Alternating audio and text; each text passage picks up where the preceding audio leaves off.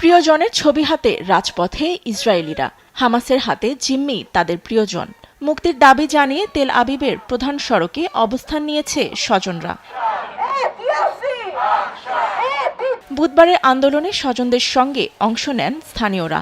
Placard হাতে ইসরায়েলের সামরিক সদর দপ্তরে এগোনোর চেষ্টা করলে বাধা হয়ে দাঁড়ায় পুলিশ। এতে নিরাপত্তা বাহিনীর সঙ্গে শুরু হয় ধস্তাধস্তি। বিক্ষুব্ধরা প্রধানমন্ত্রী নেতানিয়াহুর গাজা দখল ও যুদ্ধের পরিধি বাড়ানোর নতুন পরিকল্পনার বিরুদ্ধেও জানান প্রতিবাদ। কেউ কেউ অপুষ্টিতে ভোগা শিশুর ছবি ও প্রতীকী হিসেবে ত্রাণের বস্তা নিয়ে জানান ক্ষোভ। পুরো উপত্যকা দখলের পরিকল্পনার অর্থ জাতিগত নির্মূলকে বৈধতা দেয়া। সেই সঙ্গে জিম্মিদের হারাবো আমরা। যুদ্ধে আমাদের যেসব সেনা পাঠানো হয়েছে তাদের মৃত্যুও দেখতে হবে।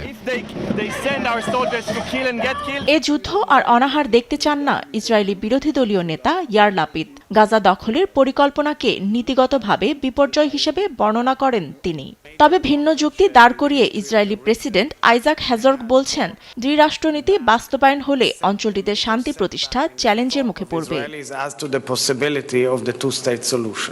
এমন পরিস্থিতিতেও রাতভর গাজায় হামলা অব্যাহত ছিল ইসরায়েলি বাহিনীর।